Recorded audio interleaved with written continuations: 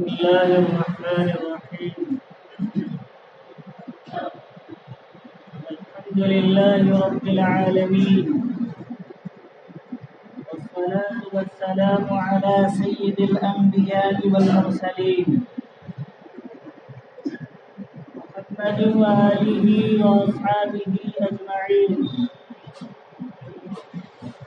أما بعد، فأعوذ بالله من الشيطان الرجيم. بسم الله الرحمن الرحيم. يا أيها الرسل كلوا من الطيبات واعملوا صالحا إني بما تعملون عليم. صدق الله العظيم. میرے محترم بزرگوں اور دوستوں اور عزیز اسلامی اور دینی بھائیوں، آپ حضرات کے سامنے سورہ مومنون کی آیت نمبر 51 تلاوت کی گئی ہے۔ وہاں فرمایا اللہ رب العزت والجلال کچھ مفید باتیں کہنے کی توفیق عطا فرمائے۔ اللہ رب العزت نے جہاں ہمیں توحید و رسالت، عبادات، اخلاقیات کے معاملے میں آیات نازل فرمائی ہیں، اسی طریقے سے اللہ اور اس کے رسول صلی اللہ علیہ وسلم نے صنعت و خدمت، خرید و فروخت اور معاشیات کے سلسلے میں رہنمائی فرمائی ہے۔ ہمیں تجارت کرنے کے سلسلے میں آزاد نہیں چھوڑا ہے، ہمیں کمانے کے سلسلے میں آزاد نہیں چھوڑا ہے۔ جہاں ہمیں یہ حکم دیتا ہے کہ جب تم نماز پڑھ لو تو اللہ کے رزق کو تلاش کرنے کے لیے زمین میں پھیل جاؤ، یہاں سرور عالم جناب محمد رسول اللہ صلی اللہ علیہ وسلم یہ فرماتے ہیں، طلب الحلال فریضۃ بعد الفریضہ، حلال کمانا فرائض کے بعد ایک عام فریضہ ہے۔ یہاں رسول اکرم صلی اللہ علیہ وسلم نے یہ ارشاد فرمایا، التاجر الصدوق الامین مع الانبیاء والشہداء والصالحین، کہ امانت داری کے ساتھ، سچائی کے ساتھ تجارت کرنے والا کل قیامت کے دن انبیاء اور شہداء اور صلحاء کے ساتھ ہوگا۔ وہی حرام کمانے والوں کے اوپر رسول اکرم صلی اللہ علیہ وسلم نے وعیدات بیان فرمائی ہے۔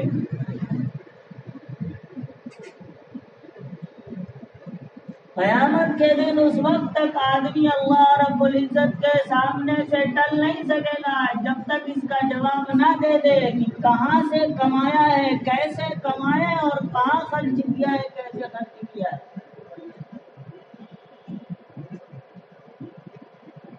جب آدمی حلال کماتا ہے، حلال کھاتا ہے، تو حلال کمائی کی برکت انسان کی زندگی میں نظر آتی ہے، اور اس کے برعکس جب حرام کماتا ہے اور حرام کمائی سے اپنے پیٹ کو بھرتا ہے، اپنی ضروریات پوری کرتا ہے، تو اس کی نحوست انسان کے زندگی میں نظر آتی ہے۔ علماء کرام نے قرآن و احادیث کے حوالے سے حرام کمائی کے متعدد نقصانات بیان فرمائے ہیں۔ سب سے بڑا نقصان یہ کہ جب انسان حرام کمائی میں مبتلا ہوتا ہے تو پھر اس کی دعا قبول نہیں ہوتی۔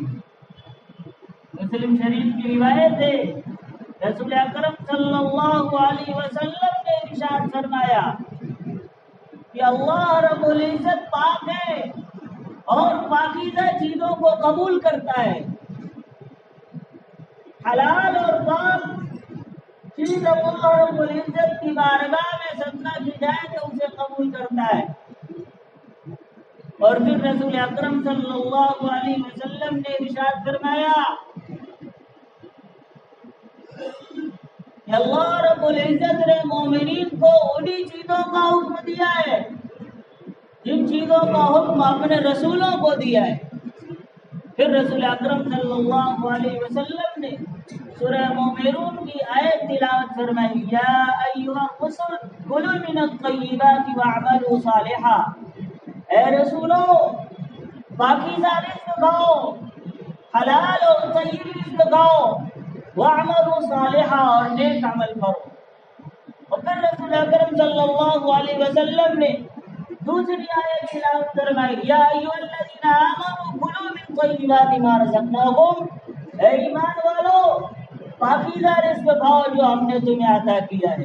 جو حکم رسولوں کو دیا گیا یا ایھا الرسل کلوا من الطیبات واعملوا صالحا، وہی حکم مومنین کو دیا جا رہا ہے یا ایھا الذین آمنوا کلوا من طیبات ما رزقناکم. اور اس کے بعد رسول اکرم صلی اللہ علیہ وسلم نے ایک شخص کا تذکرہ فرمایا. ایک شخص وہ ہے جو سفر سے آتا ہے، لمبے سفر سے آتا ہے، حالت اس کی یہ ہے کہ اس کے اوپر گرد و غبار ہے، پراگندہ بال ہے، پراگندہ حال ہے. حدیث میں آتا ہے کہ جب کوئی آدمی سفر میں ہوتا ہے تو اس کی دعا قبول ہوتی ہے. اور آنے والا شخص سفر سے آ رہا ہے اور حالت اس کی مسکینوں اور غریبوں والی ہے، مسکنت اس کے جسم سے آیا ہو رہی ہے. ایسے شخص کے بارے میں رسول اکرم صلی اللہ علیہ وسلم فرماتے ہیں کہ وہ آدمی آسمان کی طرف ہاتھ اٹھاتا ہے اور دعا کرتا ہے یا ربی یا ربی یا ربی، اے میرے پروردگار، اے میرے پروردگار، اے میرے پروردگار.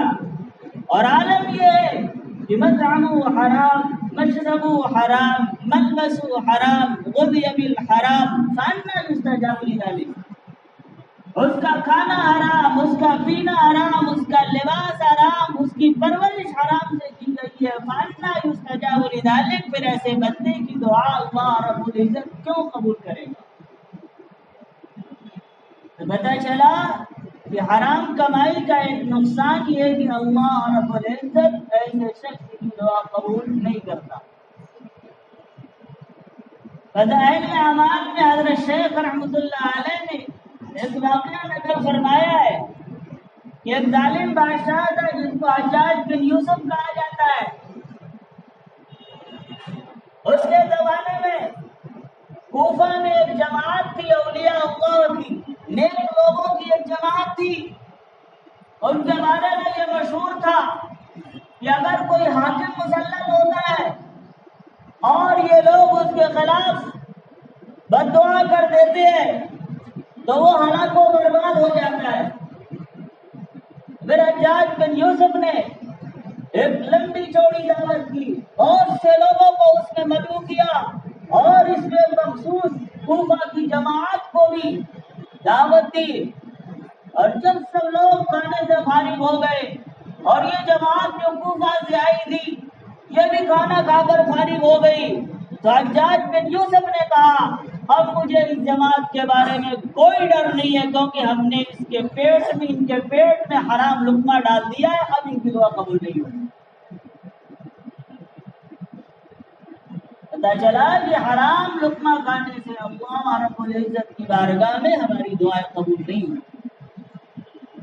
ہم دن رات اللہ رب العزت کی بارگاہ میں دعائیں کرتے ہیں، دعائی دیتے ہیں، لیکن عالم یہ ہے کہ ہماری دعائیں ہمارے سر سے اوپر نہیں جاتی ہیں. ہمیں اس بارے میں غور کرنا چاہیے کہ کہیں ایسا تو نہیں کہ ہم بھی اس حدیث کی زد میں آ رہے ہوں اور حرام مال کی وجہ سے ہماری دعائیں قبول نہ ہوتی ہیں. دوسرا نقصان علماء کرام نے یہ بیان فرمایا ہے کہ اللہ رب العزت کی بارگاہ میں نیک عمل قبول نہیں ہوتا ہے. ترمذی شریف کہ جو پہلی روایت ہے رسول اکرم صلی اللہ علیہ وسلم فرماتے ہیں کہ اللہ رب العزت بغیر پاکی کے نماز قبول نہیں کرتا ہے، یعنی اگر کوئی آدمی ناپاک ہو تو اس کی نماز نہیں ہوتی ہے۔ پھر آگے آپ صلی اللہ علیہ وسلم نے فرمایا کہ حرام کمائی سے دیا ہوا صدقہ اللہ رب العزت کی بارگاہ میں قبول نہیں ہوتا ہے۔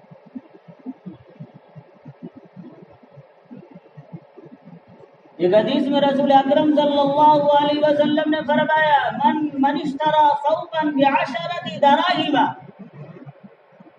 اگر کسی نے 10 درہم میں کپڑا خریدا اور آگے فرمایا فیہ درہم من حرام، 10 درہم کا کپڑا خریدا تھا، مان لیجیے 10 روپے کا کپڑا خریدا تھا اور اس میں سے 1 روپیہ حرام کا تھا، تو آگے رسول اکرم صلی اللہ علیہ وسلم ارشاد فرماتے ہیں کہ جب تک وہ کپڑا اس شخص کے جسم پر ہوگا اللہ رب العزت اس کا کوئی عمل قبول نہیں کرے گا۔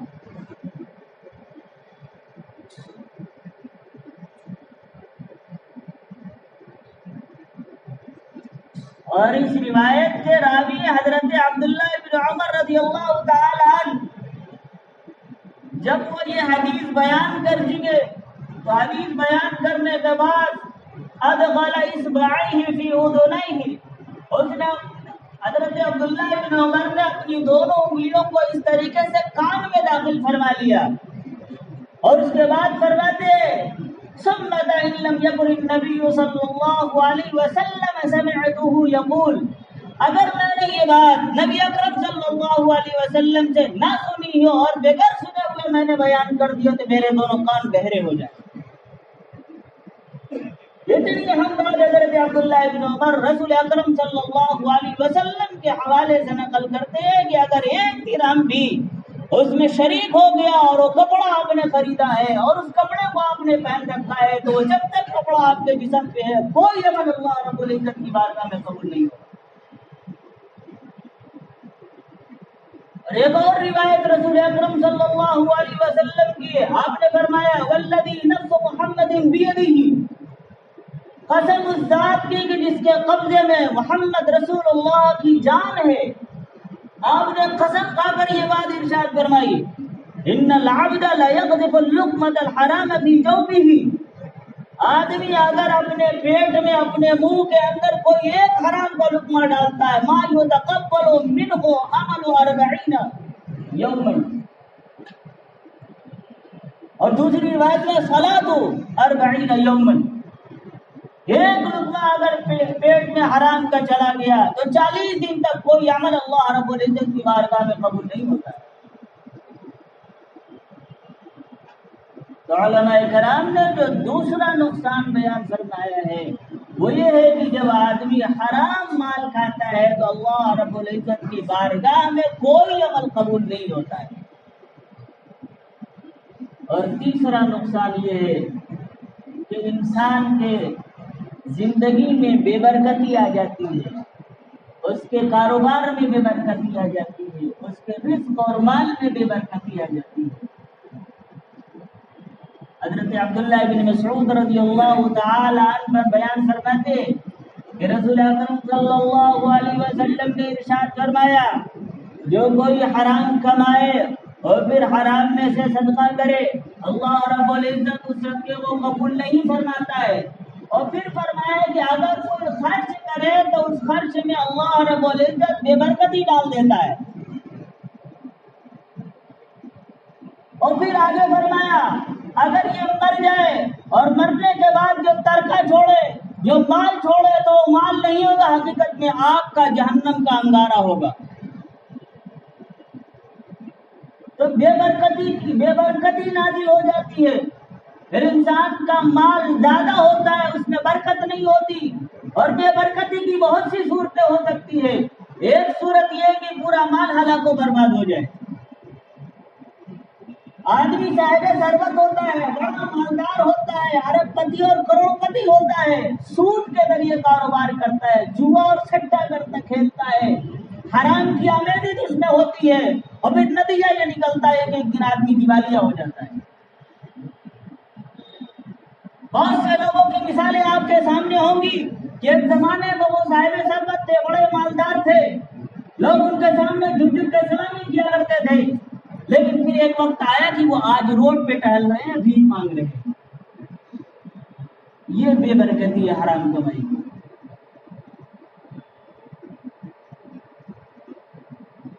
زندگی سے سکون چھن جاتا ہے۔ بے برکتی ایک یہ بھی ہے کہ آدمی کی زندگی سے سکون چھن جاتا ہے۔ مال بہت ہوتا ہے، سکون حاصل کرنے کے لیے ساری چیزیں مہیا ہوتی ہیں، عالی شان گھر ہوتا ہے، خادم خادمائیں ہوتی ہے، اولادیں ہوتی ہیں، جوان اولادیں ہیں، بستر اچھا ہے، کھانے کی چیزیں اچھی ہیں، سب کچھ اچھا ہے، لیکن آدمی بے سکون ہوتا ہے۔ رات کو سوتا ہے، نیند نہیں آتی، نیند آور دوائیں کھا کے سونا پڑتا ہے۔ وجہ اس کی یہ کہ آدمی نے حرام کھایا ہے، اور حرام کمائی کی وجہ سے اللہ رب العزت نے اس کے دل کے اندر بے سکونی ڈال دی ہے، تو پھر کہاں سے سکون آئے؟ اور ایک بے برکتی ہے کہ آدمی کا کام ہوتے ہوتے رک جاتا ہے۔ آدمی کہتا ہے کہ بس کام ہونے والا ہی تھا، بس ہوتے ہوتے رک گیا، ہوتے ہوتے نہیں رکا، اللہ رب العزت کی طرف سے روک دیا گیا ہے۔ اور پھر اس کے بعد آدمی عاملوں کے پاس، جھاڑ پھونک کرنے والوں کے پاس جاتا ہے اور کہتا ہے لگتا ہے کہ کسی نے میرے کاروبار میں بندش کرا دی ہے۔ کوئی بندش نہیں ہوئی ہے، اللہ رب العزت کی طرف سے فیصلہ آ گیا کہ اس کے رزق کے اندر، اس کے کاروبار میں بے برکتی ڈال دی جائے۔ اور چوتھا نقصان یہ ہے کہ پھر آدمی کے دل میں بار بار گناہ کا داعیہ پیدا ہوتا ہے، بار بار دل میں گناہ کا خیال پیدا ہوتا ہے۔ جب حلال کھاتا ہے تو پھر اعمال صالحہ کی توفیق ہوتی ہے، اور جب حرام کھاتا ہے تو پھر بار بار دل میں گناہ کرنے کا جذبہ پیدا ہوتا ہے۔ حضرت مولانا اشرف علی تھانوی رحمۃ اللہ علیہ نے لکھا ہے کہ حضرت مولانا یعقوب صاحب نانوتوی رحمۃ اللہ علیہ کے پاس کسی امیر کی طرف سے لڈو آیا، اور حضرت نے لڈو تناول فرما لیا، کھا لیا۔ کھانے کے بعد فرماتے ہیں کہ جیسے ہی میں نے اسے کھایا، میرے دل کی دنیا تاریک ہو گئی، ظلمت چھا گئی، اور پھر میرے دل میں بار بار یہ داعیہ پیدا ہو رہا تھا کہ میں کسی عورت کو بلاؤں اور اس کے ساتھ جنا کر لوں۔ وہ لوگ تو اللہ والے تھے کہ جن کو یہ احساس ہو گیا کہ فلاں لڈو کھانے کی وجہ سے ہمارے اندر بار بار گناہ کا جذبہ اور داعیہ پیدا ہو رہا ہے۔ ہم لوگ تو ایسے ہیں، ہمارا دل تو پہلے ہی سے تاریخ ہے، تو ہمیں تو احساس بھی نہیں ہوتا کہ ہم کیا کھا رہے ہیں اور ہمیں اس کی وجہ سے کیا نقصان ہو رہا ہے۔ پانچواں نقصان یہ ہے کہ آدمی جہنم کا مستحق ہو جاتا ہے۔ حضرت سیدنا صدیق اکبر رضی اللہ تعالی عنہ کا ایک غلام تھا، اس نے حضرت ابو بکر صدیق رضی اللہ تعالی عنہ کی خدمت میں کھانا پیش کیا، حضرت نے تناول فرما لیا۔ کھانے کے بعد پوچھا کھانا کہاں سے لائے تھے؟ کہا وہ دور جاہلیت میں وہ کہانت کرتا تھا، لوگوں کو غیب کی باتیں بتاتا تھا، وہ میرا بقایا رہ گیا تھا، آج اس نے ادا کیا ہے، اور اس سے میں نے کھانا خریدا اور پھر آپ کی خدمت میں پیش کیا۔ تو ابو بکر صدیق رضی اللہ تعالی عنہ کہنے لگے یہ حرام کمائی کے ذریعے کھانا آیا تھا، لہذا یہ میرے لیے جائز نہیں تھا۔ حضرت ابو بکر صدیق رضی اللہ تعالی عنہ اپنے منہ کے اندر انگلیاں ڈال کر طے کرنے کی کوشش کر رہے ہیں۔ کسی نے کہا حضرت پانی پینے کے بعد طے ہو جائے گی، تو پانی پیا، پانی پیتے جا رہے ہیں اور طے کرتے جا رہے ہیں۔ کسی نے کہا حضرت ایک حرام کھانے کی وجہ سے آپ اتنی تکلیفیں برداشت کر رہے ہیں۔ سیدنا ابو بکر صدیق رضی اللہ تعالی عنہ نے فرمایا کہ اگر یہ حرام کھانا میرے جان کے ساتھ نکلتا تو بھی میں اس کو نکالتا، کیونکہ میں نے رسول اکرم صلی اللہ علیہ وسلم سے سنا ہے من غدی بالحرام وحق بالنار، جو جسم حرام کمائی سے پلا بڑا ہو اس کے لیے جہنم زیادہ مستحق ہے۔ یہ 5 نقصانات علماء نے بیان کیے، اس کے علاوہ اور بھی نقصانات بیان کیے ہیں، وقت نہیں ہے ورنہ سارے نقصانات بیان کیے جاتے۔ دعا قبول نہیں ہوتی، اعمال اللہ رب العزت کی بارگاہ میں قبول نہیں ہوتے، بے برکتی نازل کر دی جاتی ہے، گناہ کا جذبہ پیدا ہوتا ہے، پھر آدمی جہنم کا مستحق ہو جاتا ہے۔ اللہ رب العزت مجھے اور آپ کو کہنے سے زیادہ عمل کرنے کی توفیق عطا فرمائے۔ وآخر دعوانا الحمد للہ رب العالمین۔